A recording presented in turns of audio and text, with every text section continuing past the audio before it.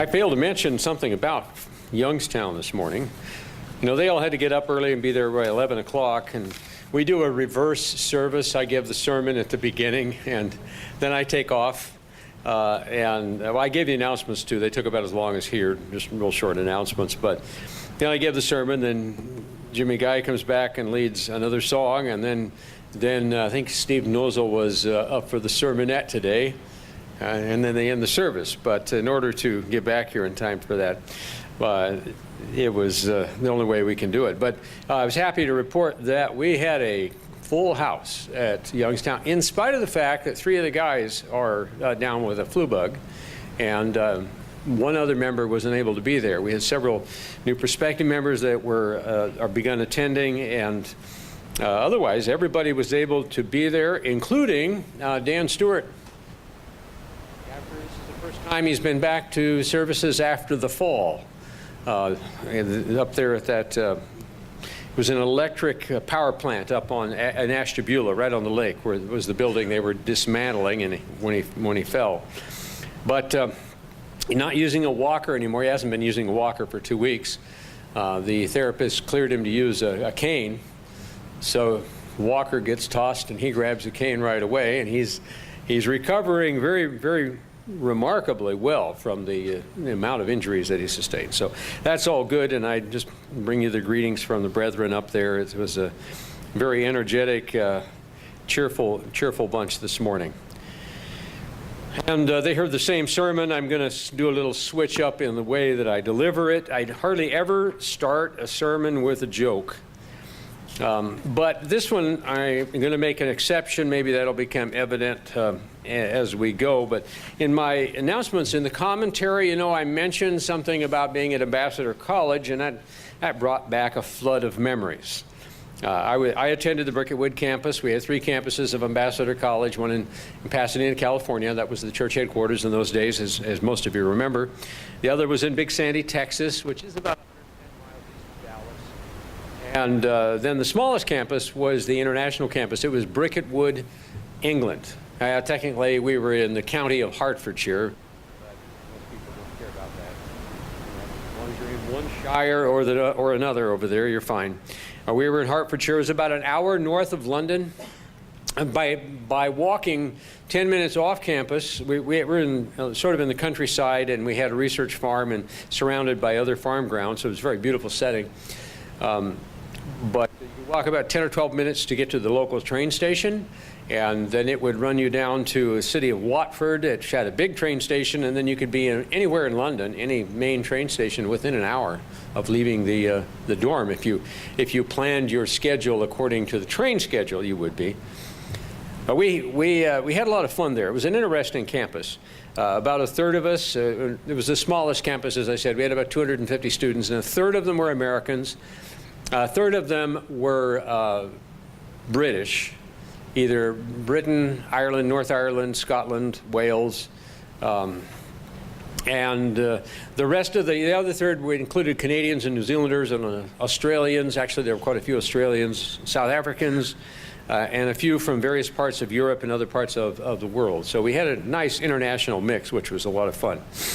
And we had a grand sense of humor. I can't speak for the other campuses, but I know that we had fun. You know, there's a bantering sort of teasing humor that is the British humor. You don't necessarily think about that until you get to talking with them. The Australians thrive on sarcasm too, but it was a gentle sarcasm. You know, I tease you because I like you, essentially is what it was.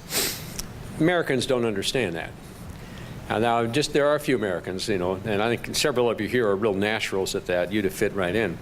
But not everybody does. So about 2 weeks before the next freshman class would arrive, this would be in late summer, they get us all together in an assembly, and they say, all right, the students will be arriving soon, the new students, and many, of course, a third of which would be from the States. And they say, we want you to cut back on the sarcasm, or you'll make the American girls cry. As it turned out, there were a couple of boys that would cry too, but so, you know, it was how we teased and bantered with each other. But We cut it back until they got acclimatized to it, and then once they acclimatized to it, they joined right in and had a lot of fun. So sometimes in that kind of tone of humor, we would tell Irish jokes because we were in England. Even the Irish would tell Irish jokes, but they also had their English jokes. Usually they were the same jokes, you just switched the people's names. So here's the Irish joke that went around campus, and we thought it was so funny that we always remembered it with a hand signal. It was a young Irishman named Paddy. He worked on a farm with his father, and he decided he'd take a holiday. That's a vacation in the British Isles. And he would go to London town. And his father said, "Will you go to London town? You be careful with the English, Paddy." And he says, "Oh, I will, Father." So off he went. He got to London. He went into a pub. Usual thing in England. A pub is not like a tavern or a bar here in America. Maybe they are more now, but back in the 70s, it wasn't like that. Country pubs always had a backyard with swing sets and a merry-go-round usually, because families in the community would come down, mom and dad, never mom, it's mum. Mom and dad would come down, and they would sit down and have a pint of beer in the back table out in the yard there. The children are playing on their the playground equipment and drinking their lemonades. And it was a much more congenial setting than most of the drinking houses in this country. Totally different. So Patrick, though, ended up in one of the city ones, and he came into the pub and he got his pint and he was having a sip, and there was an Englishman standing next to him. He said, "You're Irish, aren't you?" He says, "Yes, I'm Irish." And he says, "Did you know that you're thick?" And Paddy said he didn't know what he meant by thick. He says, but he was sure he wasn't. He says, "No, I'm not thick." He says, "Yes, you are." "No, I'm not." "Yes, you are." "I'll prove it to you. I'm not thick." And the Englishman said, "Okay, follow me." So they walked over, and the pub's over there. It was kind of intimidating for an American to go to be in England at that stage in life, because so many buildings were older than your country. We had a barn on the campus. We stacked hay in this barn, and in the 1970s, it was 400 years old. And that was a lot older than America was then.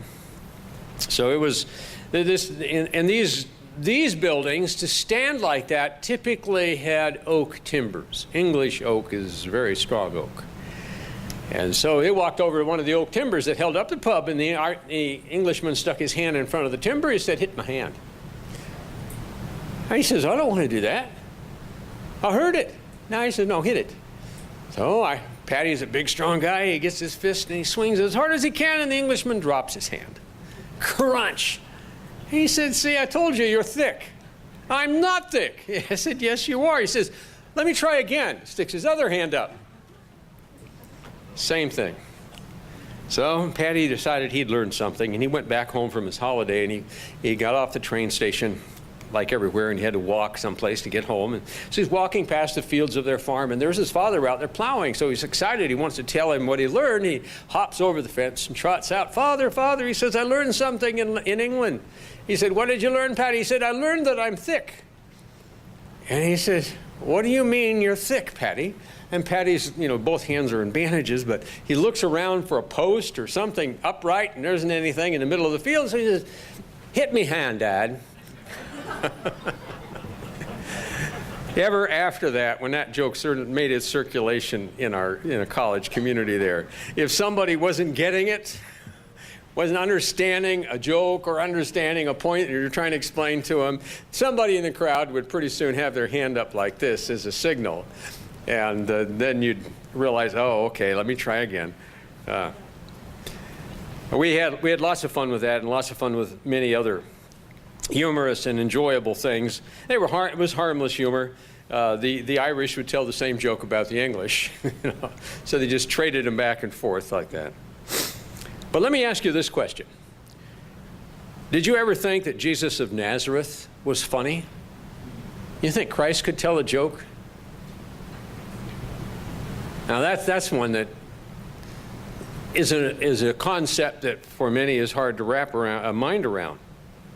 All of Christianity, the world's version and the true version of God's church, at least claim to look to Christ as their example of right thinking and right behavior in all aspects of life.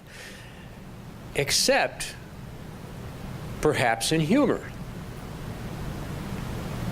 And I think the reason why that is never talked about much, I mean, literally, it's never talked about much. I have a collection of the books that have written about the Christ's sense of humor, and it's like 3 books long. And they aren't very thick ones. Hardly anybody thinks about that.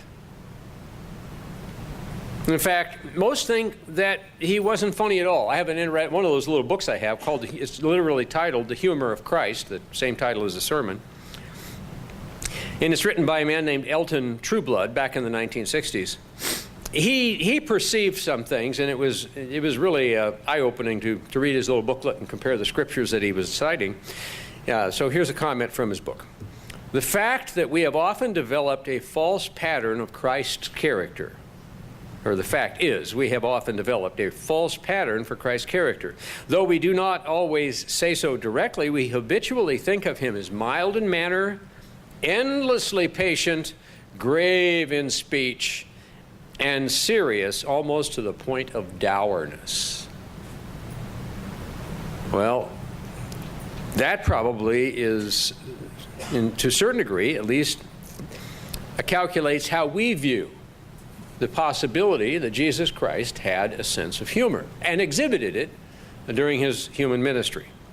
Now, this is a 2-part subject, so sometime I'll give the second part, the humor of God, as in God the Father and Christ in the Old Testament, but we're going to look at the humor of Christ, focusing primarily on the New Testament, and I hope that when we're done, you'll have a better appreciation for it. I did have to explain the jokes to the folks in Youngstown.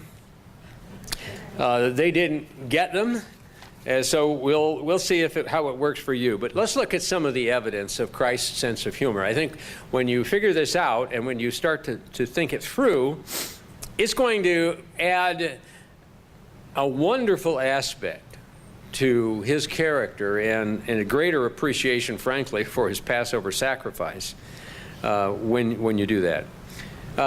Let's go to Galatians chapter 5. Now, as you're going to Galatians chapter 5, ask yourself, what's in Galatians 5? I know that's a memory scripture, or part of it is. What is in chapter 5 of Galatians? There are 2 things that we consistently turn to that chapter for. One are the works of the flesh, the typical sins of humanity. That starts in verse 19 and goes through verse 21. The other thing, and we're not going to focus on those today specifically, the other thing that we find in Galatians 5 are the fruits of the Spirit, or the fruits of God's Holy Spirit working in our lives. So let's read those, and then let's think about this just for a minute. It's in verse 22. But the fruit of the Spirit is love, joy, peace, long-suffering, kindness, goodness, faithfulness, gentleness, self-control. Against such there is no law. There's no law against any of those things. It's all good. It's all good, as we say these days. Well, let's go back to the beginning. Why are they in that order? Remember over in 1 Corinthians 13, the love chapter, where it says, there are these 3, faith, hope, and charity, or faith, hope, and love, but the greatest of these is love. So love is prioritized above even faith and hope. Therefore, we could reason that love is the greatest, fruit of the Spirit.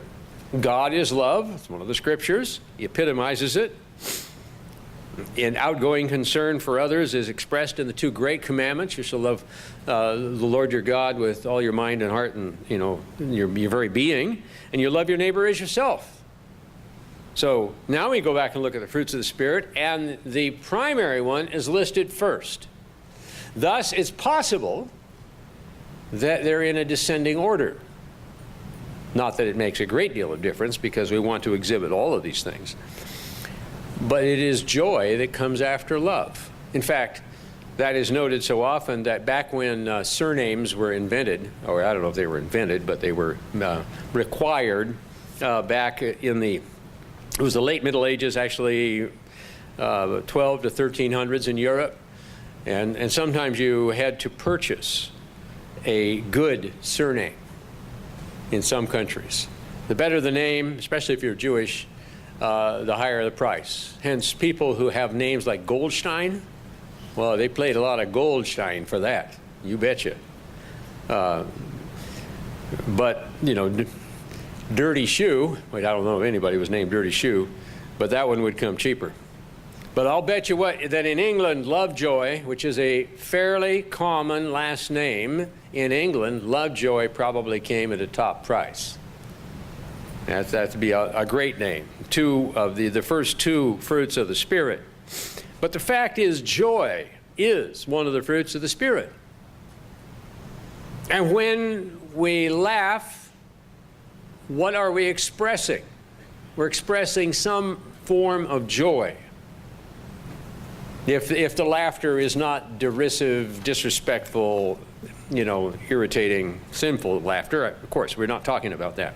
We're talking about the kind of humor Christ would exhibit. Now, then, using that, we have one piece of evidence that the fruit of the Spirit of joy is very high ranking. It is number one, it is a fruit of the Spirit, and it's the second one. And then number two, have you ever studied how stories go together? You know, plot lines. You probably did that back in school, and we've managed to forget it as much as we can over the years, all the things that we did. But some of those were beneficial, and they stuck with us because we remember them. You know, you know what a tragedy is. The Greek tragedies, for example. You had to study Greek tragedies. Some of the most famous stories in Western education are Greek tragedies. There's one thing that I always liked about Greek tragedies is there was a certain measure of predictability to the story. Everybody died. That's how they all ended. Everybody died. That's their Greek tragedy. Now, so we'll digress and go north from Greece. Greek Orthodox Church split from the Roman Church, and it was at the 500s AD, and then eventually helped to give rise to what was the Russian Orthodox Church. So we're going to go up to Russia. And in fact, Russia was so heavily influenced by the Greek Orthodox that the Russian language is written in Greek letters, even today, for the most part. So we have the Greek tragedy moves forward to become essentially the Russian tragedy. And the Russian people, especially during the communist era, this is where this story comes out of. They were well acquainted with tragedy, you know. It was spelled with the KGB and Siberia and the salt mines and tragedy upon tragedy. And so the Russian stories, and this is how they dealt with the communist overlords, is that they had an acerbic sense of humor that in a Russian tragedy, just like a Greek tragedy, everybody dies. In fact, in a Russian comedy, everybody dies. They just die happy. Now, how are you going to cope with a communist government like the Soviet Union was plagued with for 70 years unless you find something to laugh at?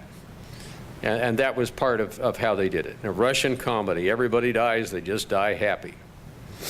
Well, now let's look at the Bible. What is the plot line of the Bible? You know, it's a collection of all those books stuck together, New Testament, Old Testament, but it's all one unit. It starts on a high point, God, the eternal existence of God. You know, in a tragedy, you start at a high point and you go down to and you end at a low point. Somebody dies or everybody dies. Well, the low point in the Bible has to be the death of Jesus Christ, the Son of God. But then we know, but it didn't end there. Exactly. Christ was resurrected, and then came the prophecies of, you know, that doorway being open so that humans, when they repent and follow God, ultimately can go through the same door and have eternal life. So in that sense, the plot line of the Bible starts at a high point, comes down to a low point, and ends on a high point. You know what that's called? A comedy. A comedy always ends, except for Russian comedies, it always ends on a high point. Now, maybe they thought that was a high point back in the communist era, if everybody dies. And mostly we don't think of the Bible as a comedy, but technically from the plot line of the story flow of the Bible, it is. That's just how, it would be viewed from a literary standpoint. But why do we miss the humor of Christ? There has to be some. If joy is such a high-ranking fruit of God's Spirit, then there has to be a sense of humor that Christ himself would have exhibited. Elton Trueblood again, the same book I quoted from earlier. The widespread failure to recognize and appreciate the humor of Christ is one of the most amazing aspects of the era named for him. Anyone who reads the synoptic Gospels, synoptic means seen together, or together seen, syn from synthesis, meaning together, and then optic for the optic nerve, seen together. That would be Matthew, Mark, and Luke. You always view them together because they have parallel accounts. So those are the synoptic Gospels, those three. Anyone who reads the synoptic Gospels with relative freedom from presuppositions might be expected to see that Christ laughed and that he expected others to laugh. But our capacity to miss this aspect of his life is quite phenomenal.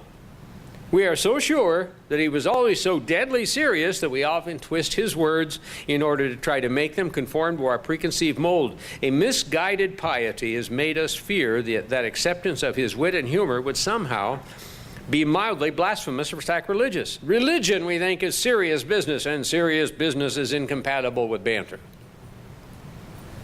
That's the reason why we have missed the humor of Christ, and yet it is a fascinating and marvelous study. Let's go to some examples of Christ's humor. Let's start with the main technique that he used. And if you study humor, most people don't. We just laugh if it seems funny. But there is a study of how it's put together. Comedians are mostly well-versed in that, because that's what they do. Irony is one of the classic styles of humor. It has this unexpected ending. Everything's going along, and then suddenly something out of the ordinary, or other than what you expect, happens, and it's ironic.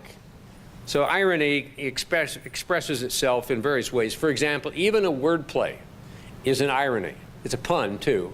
To use a word that has two meanings, and it sounds like you're using one meaning, but you really mean the other meaning, and the fact that it's unexpected to use that word, and that sentence is where the funny comes in. So there are various ways that we can find that. We're going to just look at the classic, 4 examples of classic aspects of Christ's humor, and now try to think about this and analyze what went on. I think the first one will make the point clear enough. It's chapter 2 of John.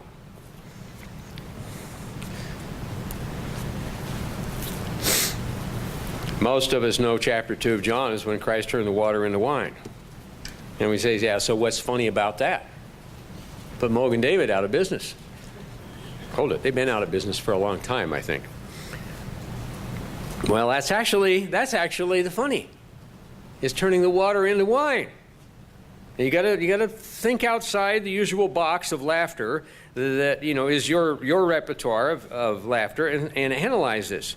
On the 3rd day there was a wedding. Now Christ has, to give you the background, he has already called his early disciples. Some of them it took a period of weeks or maybe a few months before he had all the 12 disciples, and then of course he had 70 more that were in addition to the 12 ones that would be the apostles.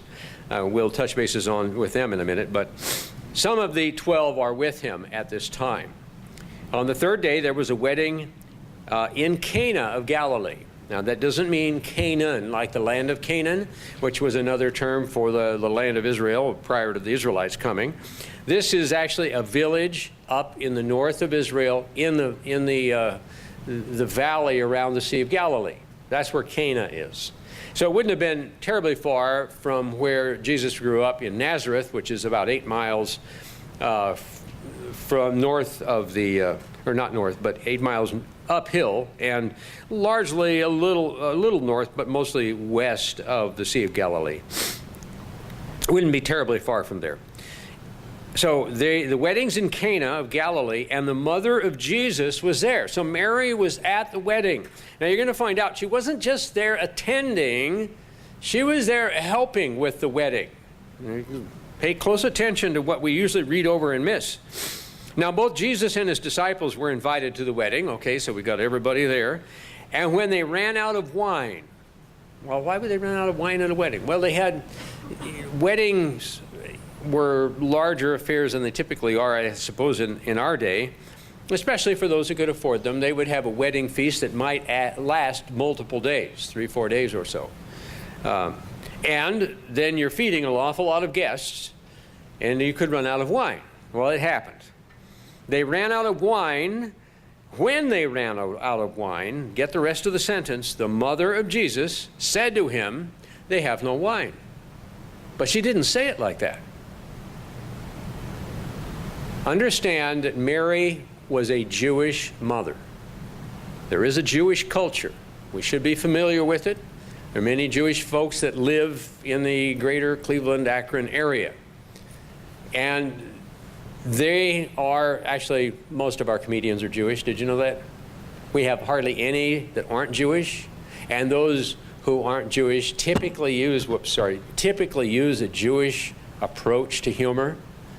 Even some of the great African-American humorists, and there's some really funny ones, and some of them, of course, that tell kind of jokes we don't want to listen to, but the ones that were good used the Jewish style delivery because they defined what an onstage comedian or comedian would be, going clear back to the 1920s when they were immigrating into America and trying to find work.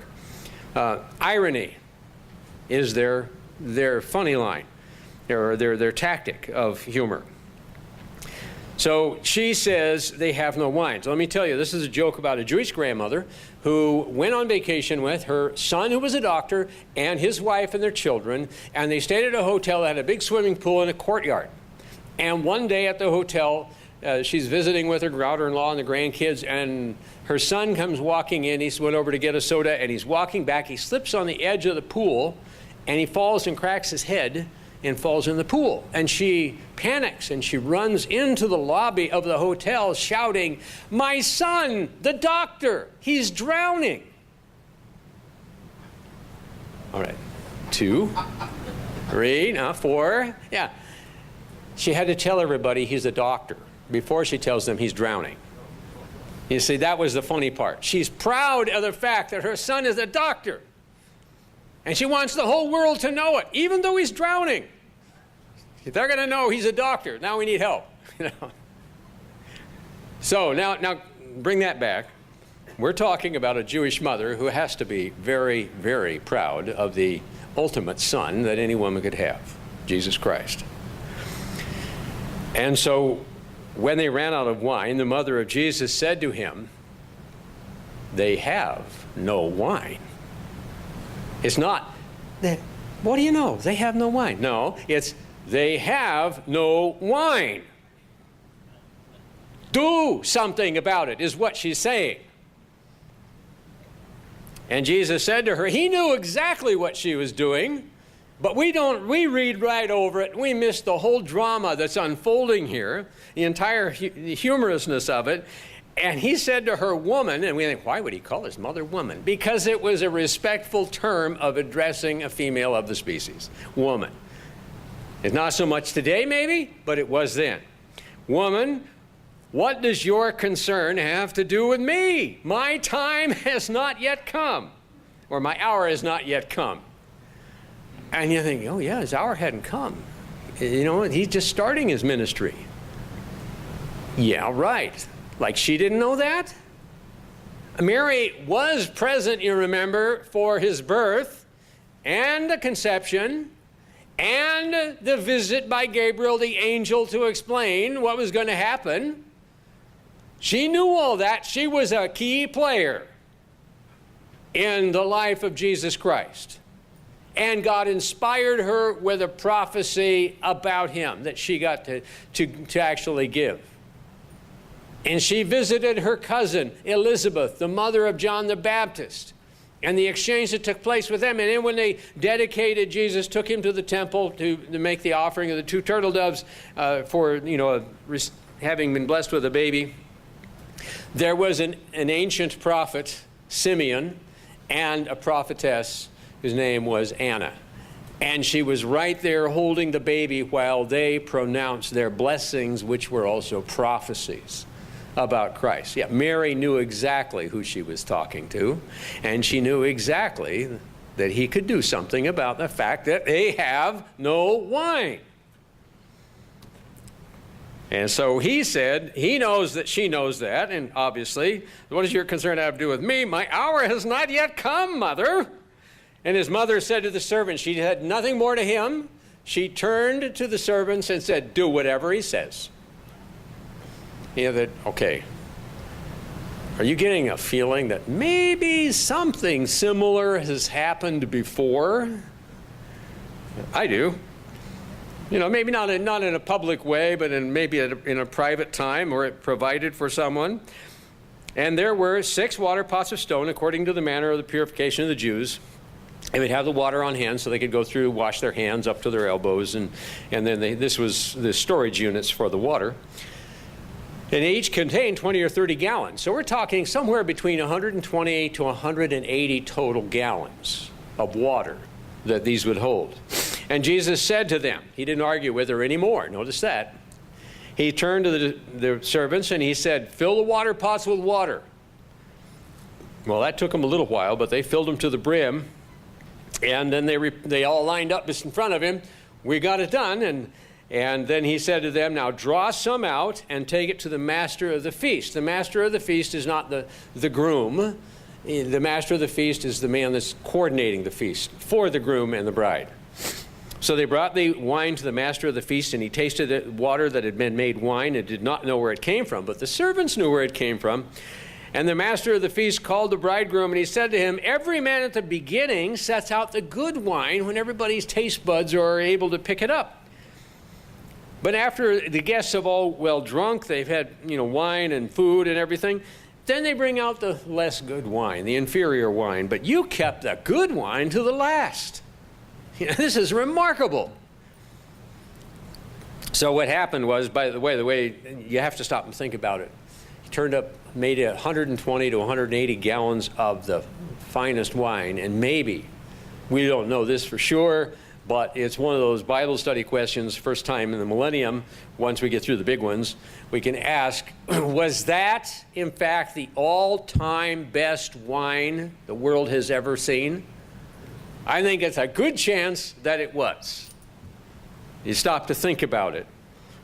But it's this humorous interaction between Christ and Mary, and then some of the disciples and the servants are all privy. They're the audience and that are participating in this humorous rejoinder going back and forth between them. This is a classic example of Christ's sense of humor. This is why joy ranks so high in the fruits of the Spirit. Just for the joy of doing it and providing a superb wine for this great big feast of people that would be able to savor it and enjoy it. That's a marvelous one. Let's go to another one, just the next page over. Now this one is a little bit of a jump. It's in chapter 3. And it's about Nicodemus. And we know Nicodemus, he's a Pharisee. We know that because it says it right there. We know that the Pharisees were very literal-minded, and they didn't get jokes. And if you were talking Pharisee and humor in the same sentence, other Jewish hands would come up immediately like this. You said Pharisee, didn't you? They don't get jokes. In fact, don't try to joke with them. They don't laugh. So there was a man of the Pharisees named Nicodemus, a ruler of the Jews, meaning he was in the Sanhedrin, which was the governing council of the Jews that operated and governed the Jewish people underneath the Roman umbrella. This man came to Jesus by night and said to him, Rabbi, or teacher, Teacher, we know that you are a teacher, come from God. For no one can do these signs that you do unless God is with him. Now, Nicodemus believed Christ.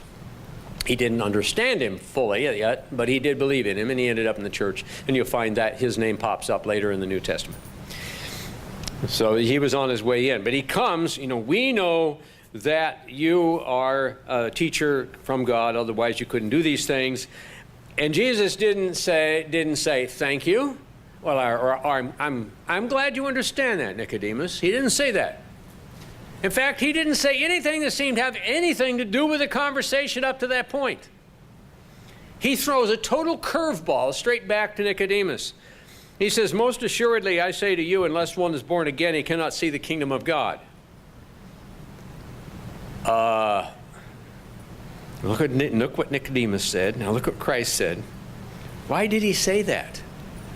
He was baiting his friend. In one sense, he was baiting. He was also going to teach him a very important lesson.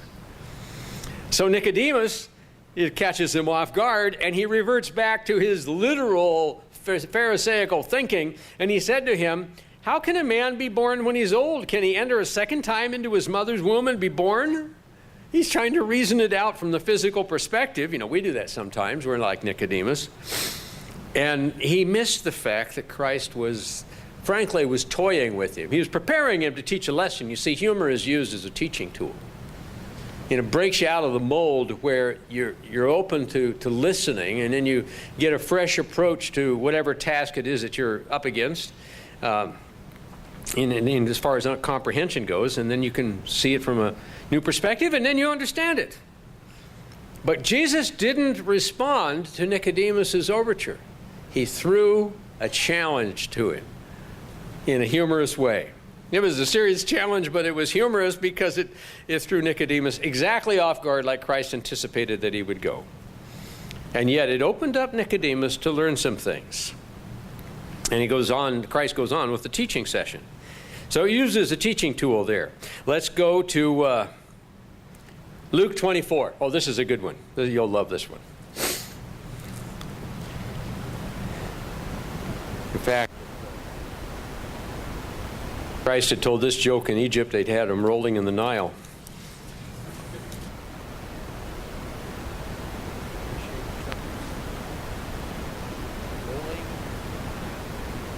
But no, never mind. Luke 24, we'll start in verse 13. Now this is after Christ's resurrection, because this chapter covers the resurrection of Christ. Or it covers the Sunday morning. Saturday night, Christ was resurrected at the end of the Sabbath. The ladies come to do the embalming and everything on the next morning when it's light. They can't do it in the dark.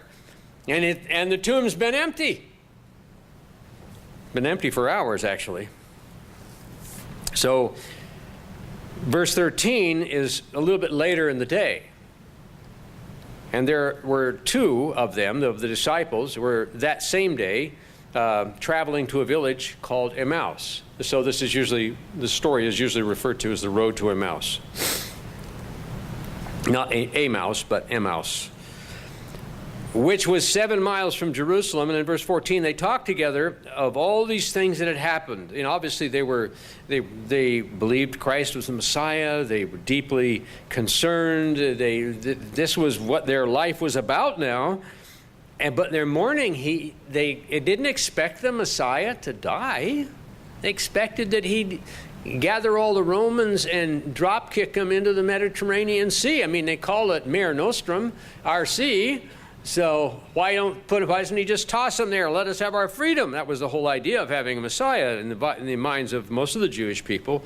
So they weren't comprehending what actually had happened, and they were trying to sort it out.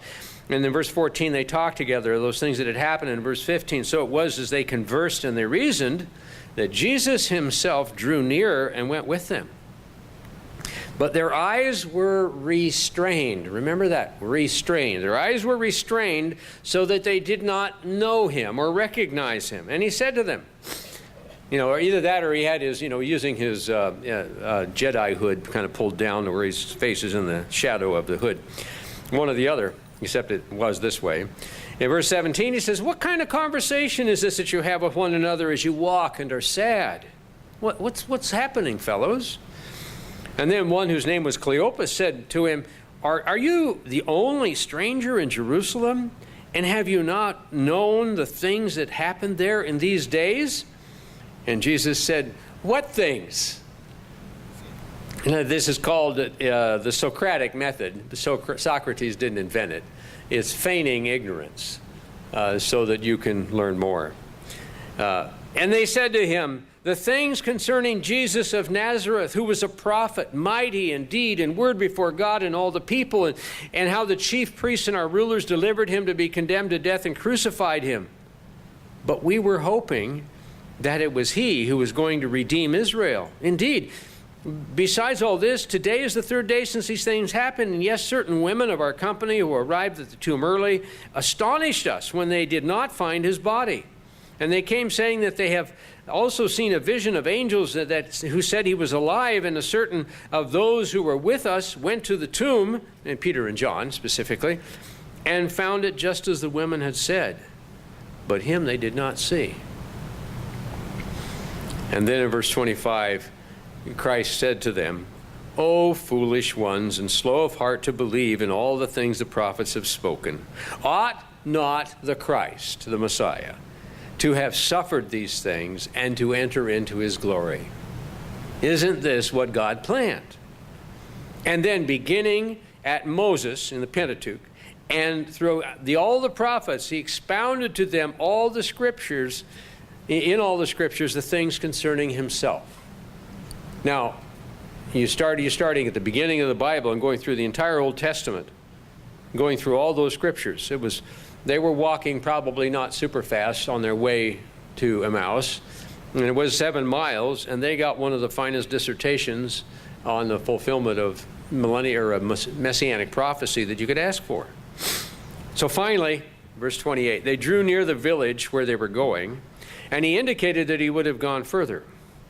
But they constrained him, saying, Abide with us. Stay here with us tonight at the inn, and because it's toward evening, and the day is far spent. So he went in to stay with them.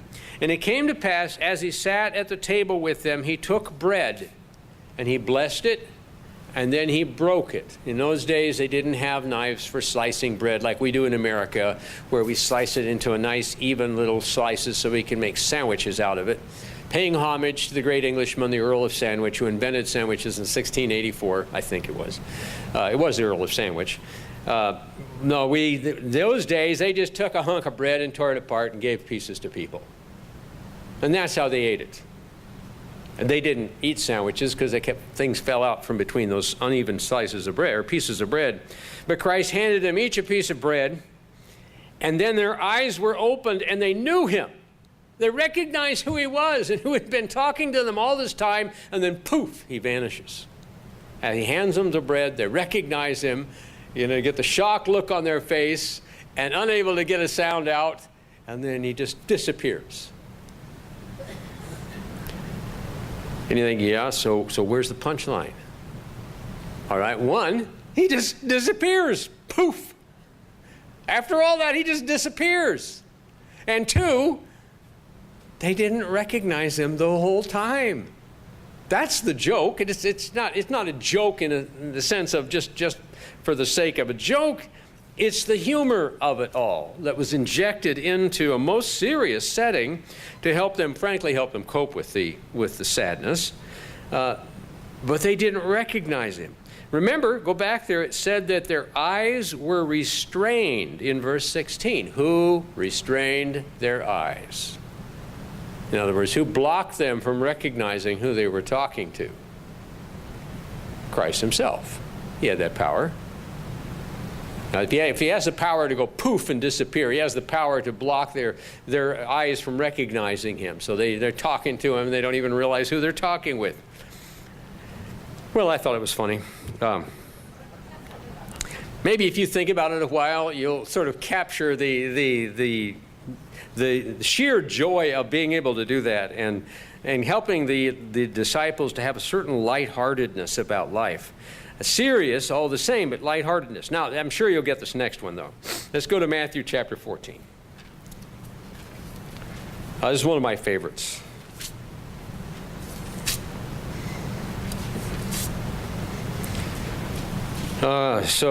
He finishes feeding the 5,000. Well, we think it's 5,000. It's 5,000 men in verse 21, besides women and children. Now, we're talking like maybe he fed 12 or 15,000 people miraculously, which is almost a funny thing to comprehend. Massive and funny that he could just do that, but he did because he has that power. And immediately, in verse 22, by this time the disciples are entirely worn out from in the press of the crowd, and he had been teaching them. And so he made his disciples, you guys get on the boat and you go to the other side. They're right on the Sea of Galilee. It's about 6 miles roughly across. You just row over there. I'll catch up with you later. So off they went. They started leaning into the oars. And he sent the multitudes away. And when he had sent the multitude away, he went up on the mountain there, because there are some steep mountains that come right down to the Sea of Galilee at certain points along the way. So he went up on that point to pray for a time. And he often did that. Now when evening came, when it finally started getting dark, then he was alone there.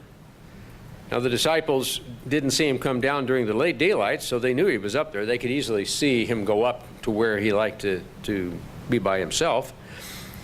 But the boat was now in the middle of the sea. And when we say a sea, the Sea of Galilee is technically the Lake of Gennesaret. It's another name for it. It's a lake. It's roughly 8 miles long and roughly 6 miles wide, the widest spot. But it's a lake. Not only is it a lake, it's in a wind tunnel, one fearsome wind tunnel, because the surface of the Sea of Galilee is 700 feet below sea level. So it's a deep valley. And in the mountains in the north, the wind can come down from the north or can come up from the south, because the Sea of Galilee, the top end is where the Jordan River pours into it. At the south end of the Sea of Galilee, the Jordan River pours out of it and goes on down to the Dead Sea, another 65 miles.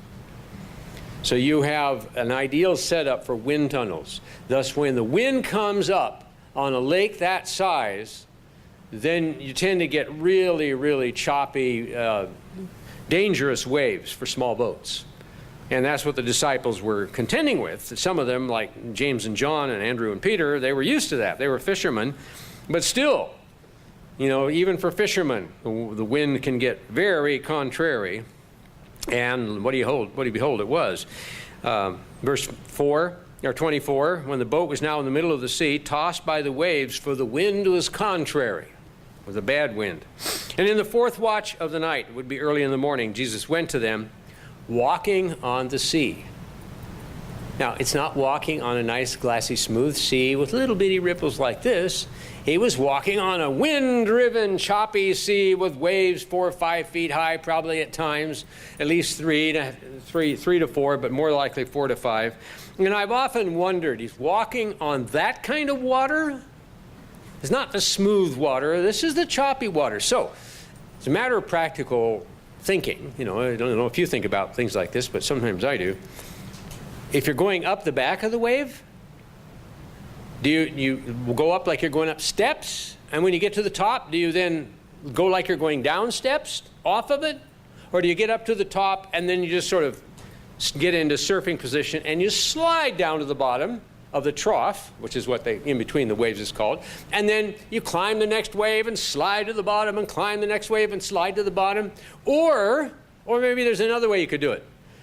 Maybe because because you can, you don't bother with the waves. You just go smashing through them. And you're walking on the water at the normal, the average level of the water. So you come up to a wave and you just smash it aside with your hands and slog through it with your legs and your knees, and go to the next one and bull your way through that one. Or, up and down. It wasn't smooth water. And Christ was walking on it. And you got to wonder, how did he walk on the water exactly? They just say he walked on it. It doesn't say exactly how he dealt with those wave things.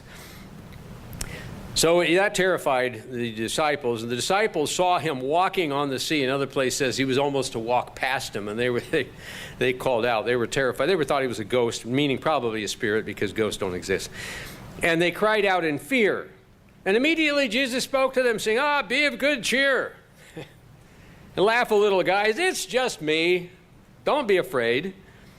And Peter, you can see the whites of their eyes as they're peering over the gunnels, the edge of the boat, staring at him, and just barely get their heads up there that far up because they're terrified. And Peter says, Lord, if it's you, command me to come down to you on the water. And he said, come on in. The water's great. So Peter got down out of the boat and he walked on the water to go to Jesus. But when he saw that the wind was boisterous, he was afraid, and he beginning to sink, he cried out, "Lord, save me." And of course, Christ just grabbed him by the hand and lifted him out of the water and said, "Oh, you of little faith, why did you doubt?" You know how often Peter gets bad press from this? Everybody says, "Look at that. Peter, he didn't have any faith at all. He sank. What's he doing?" That's the wrong question. Look at those 11 disciples hiding in the boat, afraid to get out of the boat. And yet Peter walked on the water at least a little ways. You got to look at the story and think about those things a little bit. But the fact that Jesus just walked on the water, and he told Peter, "Oh, come on in, Peter." You know, like it was just nonchalant and the usual thing to do. And then when they got into the boat, poof, everything went calm. The wind ceased. There's a lot of humor in what Christ did. He could have gotten in another boat. And he could have used, some of his spirit power to row that other boat out there by himself, and come right up alongside him. He could have done that. But no, he decided to just walk. And he walks out on the choppy Sea of Galilee, kicking his way through the waves. I think he kicked his way through the waves. That's my own theory. But the whole idea of walking on the water is funny. See, just bringing down the house right now. You never thought about it being funny. That's the thing. In order to see Christ's sense of humor, you have to think about it. You have to read these things and to see that there is the greatest intellect there. In fact, there are 4 reasons why. Let me toss this in at this point. Where have I got this written down? 4 reasons why Christ is the greatest humorist in history. Number 1, he is good to the core. Obeyed God's law, lives God's way of life. Good to the core. The good humorists, when I say humorists, one with a great sense of humor, the good ones are good. Because most of them aren't good, and their jokes aren't good, and they're lousy and bad punchlines, and or they're ridiculing marriage, or they ridicule life. That's not the kind of humor we're interested in at all. That's the wrong kind of humor. Christ was good to the core. His humor was good. Number 2, he is and was the most normal and clear-headed person in history. The most normal and clear-headed. There was nobody normaler than him. Therefore, he would see things that others didn't, be that clear-headed part. Number 3, he had an overwhelmingly accurate awareness of reality. Because humor sometimes is departing from the reality to make a point. But you have to be acutely aware of the reality in order to depart from it, to come in with a different ending, so to speak.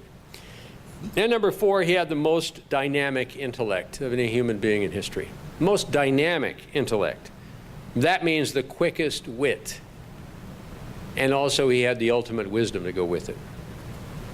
So he had to be the greatest humorist. Therefore, walking on water was not done for no good reason. And it wasn't done just to chide Peter for losing faith. Because actually he was complimenting Peter.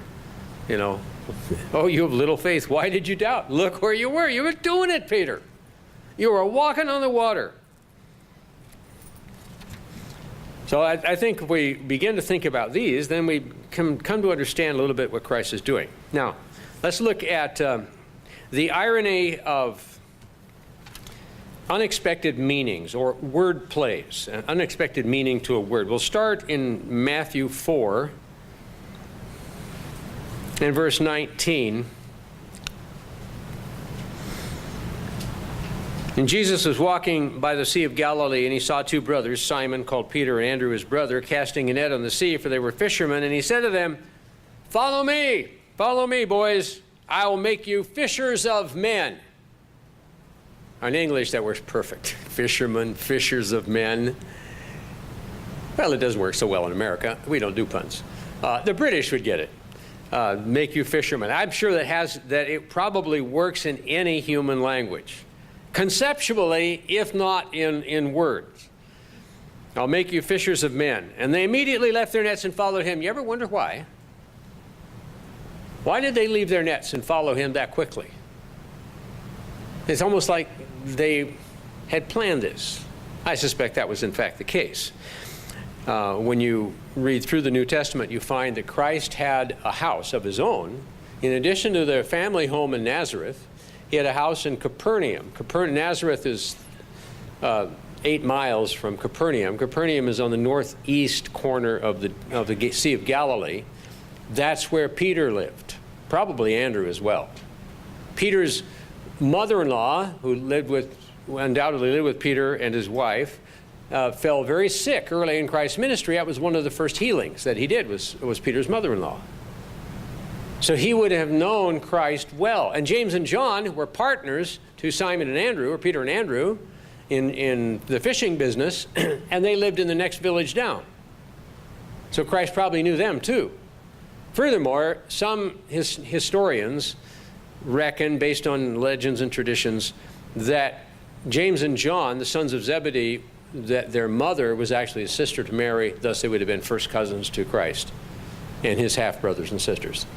And we can't say that from Scripture. We don't have ironclad historical data to support that, but there are historical traditions that point that direction. But whatever the case, it would show, because James and John were in the next paragraph of verse 21 and 2, they had already knew that Christ was going to begin his ministry. They had known him all their lives. So when he came by, they were just waiting for the official start.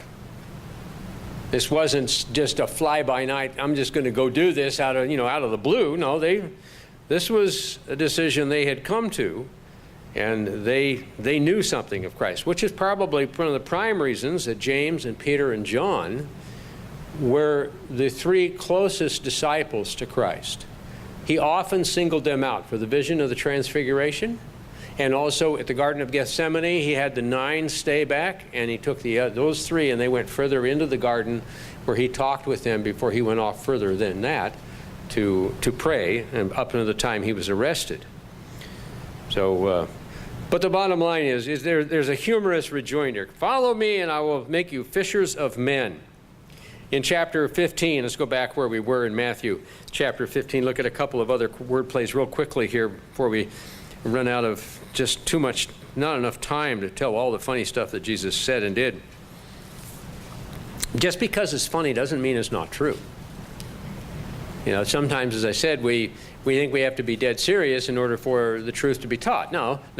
The truth actually is more effectively taught where there's a bit of humor stirred in. A spoonful of sugar makes the medicine go down, as they say. Where was I? Chapter 15 of Matthew, verse 14.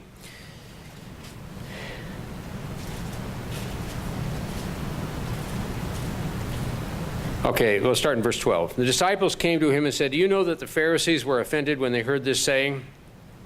What he said up in verse 10, you can read, or verse 11. The Pharisees believed that they would be more righteous if they would wash better. If they could get off that outer layer of skin, then they would be more righteous than if they didn't. They were very physically minded in that regard. So it upset him what he said. It isn't what goes into the mouth that defiles a man, but what comes out of the mouth that defiles a man.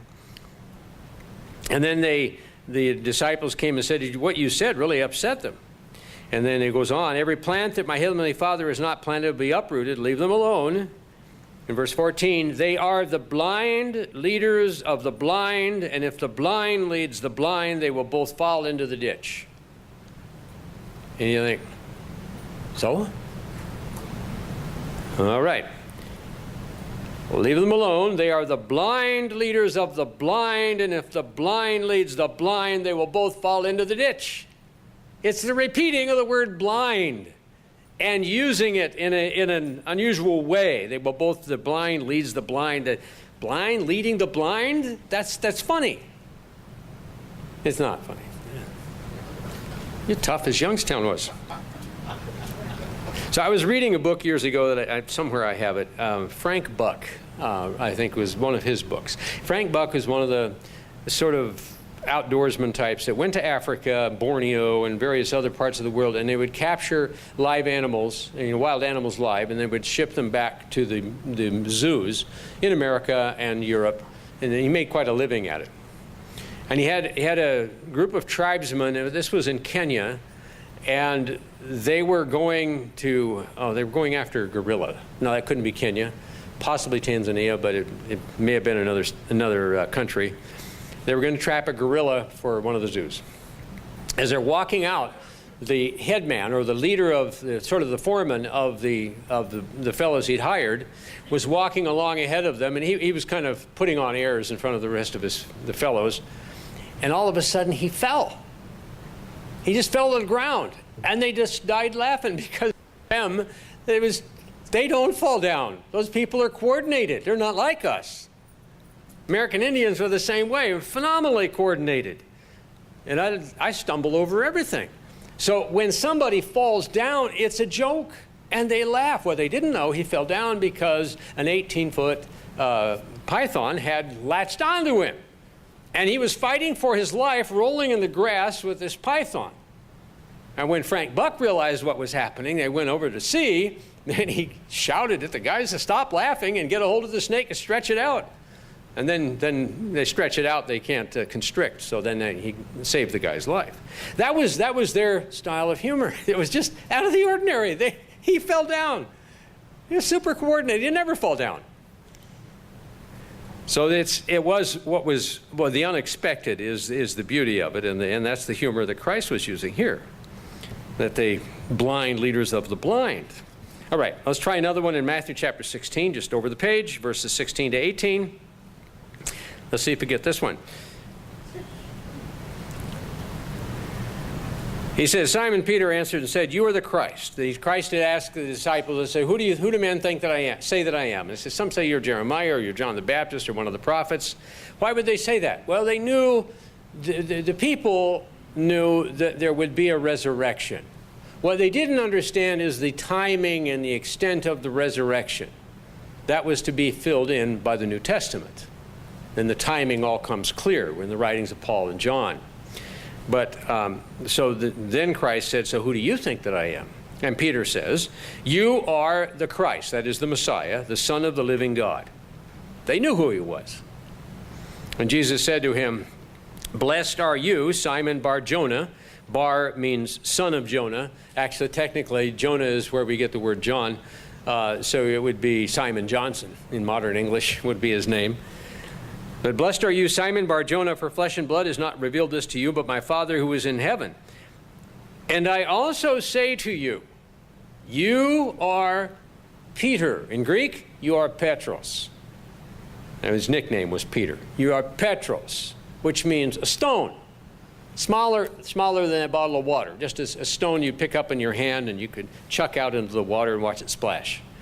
You are a stone, and on this rock, the word for rock in Greek is Petra. Petra, P-E-T-R-A in English letters, which means a massive expanse of rock. Maybe a giant boulder there at the spring. It was one of the headwaters of the Jordan River where they were, and there were springs that came out of the mountain there. Or maybe the cliff face itself, and Christ put his hand on it, and on this rock, this Petra, I will build my church, and the gates of the grave, Hades, will not prevail against it. It's a word play. Petros, meaning rock, little rock, and Petra, meaning massive expanse of rock. What Christ was saying was, the true church of God is not built on Peter. It's built on Christ, is what it is. Not all the world understands that, but it's a word play. The unexpected word play. You're just stony. You're just a little rock. But on this massive rock, I will build my church. And then in Matthew 23, I want to try this blind guides thing one more time to see if it works. Christ used it another time here. It's in Matthew 23. Matthew 23 is, you call this chapter the big red button. Sometime we'll go through it in a Bible study. But this was about a week before the crucifixion. A week before he would die, therefore, maybe 10 days. And it was time to go push the big red button and precipitate the anger of the religious leaders of the country to bring about his sacrifice. And so that's what Christ did, and it is one hot piece. He takes the Pharisees to task every which way, and the Sadducees, were tossed in with that, but especially the Pharisees. So we're dropped down to verse 23. Woe to you, scribes and Pharisees, who hypocrites! You pay the tithe of mint. How do you measure mint? You measure it in leaves. Yeah, one for me, and 1, 2, 3, 4, 5. No, sorry. One for God. 1, 2, 3, 4, 5, 6, 7, 8, 9 for me. One for God. Laying little mint leaves down. Oh, they were meticulous. They're going to obey it to the letter of the law. And anise. How do you measure anise? You get licorice flavor out of anise. It's a little herb plant. You use the little buds. So you have a tiny anise bud about that big around, and 1 for God, and 9 for me, and 1 for God, and 9 for me. They're not being generous. And cumin. Cumin is another spice. Very delicious spice, by the way. But it gets real dusty. It crumbles up. So there's a little bit of dust for God, and 9 bits of dust for me, a little bit of dust for God. Look how meticulous they were. They were trying to be righteous to the letter, never go beyond just the letter. He said, woe to you, scribes and Pharisees. You pay the tithe of the mint and the anise and the cumin, but you've neglected the weightier matters of the law, justice and mercy and faith. These ought you to have done without leaving the others undone. And then he calls them in verse 24, blind guides who strain out a gnat and swallow a camel. So we see they're called blind guides again. That seem funnier this time? Blind guides? How smart is an ox? I mean, as compared to a well-schooled human being. Not very smart. They're morons. And that's what this is. It's an oxymoron. In other words, 2 words that don't go together are used together. An oxymoron. But that's not all. That's not all. This line is great. You strain out a gnat and swallow a camel. But we have to get to the language to find out camel and gnat. The word for gnat is in English letters from how it would have been said in Aramaic, which was the common everyday language. It's very similar to Hebrew, is galma. G-A-L-M-A. That's gnat. Galma. You strain out a galma and swallow a gamla. Camel is G-A-M-L-A. So the gnat is G-A-L-M-A, and the camel is G-A-M-L-A. Which you can see where the word camel comes from that. The g and the k are audio phonetically similar. And so we can get camel from gamma. But the gnat was galma, the camel was gamla. That's the beauty, an unexpected meaning, and of course it wasn't lost probably on there. If it was lost on the Pharisees because they weren't very funny, it wasn't lost on the crowd. They appreciated that. There's a whole long list of other things that I don't really have time to go through all of Christ's humor. In fact, as I said, there's another section I would like to go into the Old Testament and show you the humor of God, and so that we can appreciate what God does in this particular regard and help to be, a little more joyful ourselves to express that fruit of God's Spirit. There's another example of the irony of repetition, unexpected repetition.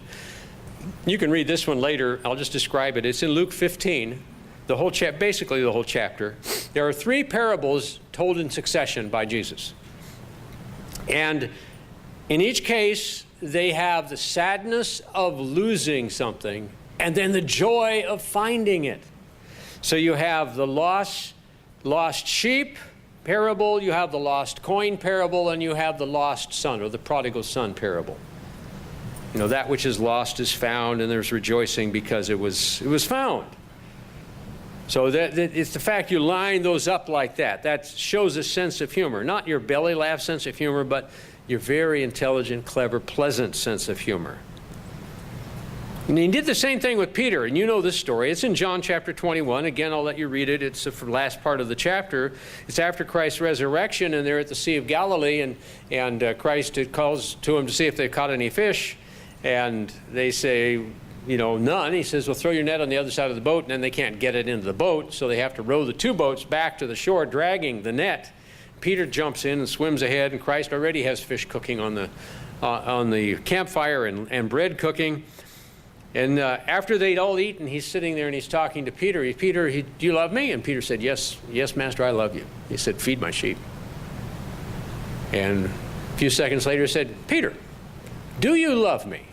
And he said, yes, Lord, you know that I love you. And he says, feed my lambs. And it isn't but a few seconds later he says, Peter, do you love me?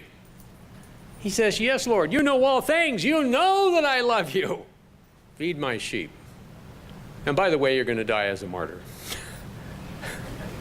That's the story of it.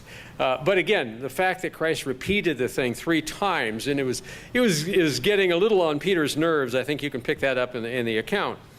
But that was a part of his sense of humor. He told stories. He created parables. He quoted poetry, mostly Isaiah, but occasionally the lyrics of popular songs. He had a bubble-popping satire. Sometimes just sit down and read the first 7 verses of chapter 23 of Matthew, and you'll find out how bubble-popping his satire was. He took those boys down, not 1 notch, but a bunch of notches. And they didn't like it. It was not the way to make friends and influence people. It was the way, well, it was to influence them. There was something that was going to be done. Then there's the irony of humorous insight. That's part of it, by the way, the humorous insight. There was a time when the 70 were sent out on a mission to preach the gospel and heal the sick and cast out demons. And this is not the 12. They were been sent on a separate mission. And they came back, and they were so excited. Even the demons have to do what we tell them, when they cast them out of people who were demon-possessed. And Christ stands there listening to their excitement, and he doesn't say anything, and they pause, and he says, I saw Satan fall like lightning from heaven. See, Christ struck down Satan in his original rebellion. So when they were excited about casting out demons, it was a humorous pause, not funny humorous, but it was a sense of humor in the pause, and then that ironic statement that he dropped on them. I saw Satan fall like lightning from heaven. Hopefully you will appreciate more of the structure of how Christ taught, and frankly how he teaches us. He lets us, step in our own messes and have to fix them up and resolve them in our lives today. But he certainly works with us and guides us. John chapter 16, verse 33, this is our last one, and this is a profound example of his sense of humor. Again, it's not a belly laugh sense of humor in this particular regard, because he's about to go out to be crucified. It comes right at the end of the teaching session of the very first New Testament Passover. Bear in mind, that Passover was the last Old Testament Passover and the first New Testament Passover. The Old Testament Passover, they ate the lamb and the whole thing that was laid out for the Old Testament. And then when that was done, they set that aside, and the supper being ended, he washed the feet of the disciples, just like we do today. That's John 13. And then he offered them a piece of the unleavened bread as a symbol of his broken body, and a sip of the wine, a symbol of his shed blood for the sins of mankind. And then when that was done, there was an extended teaching session, which concludes at the end of chapter 16. We observe the Passover exactly in the same format that Christ established in the gospel accounts.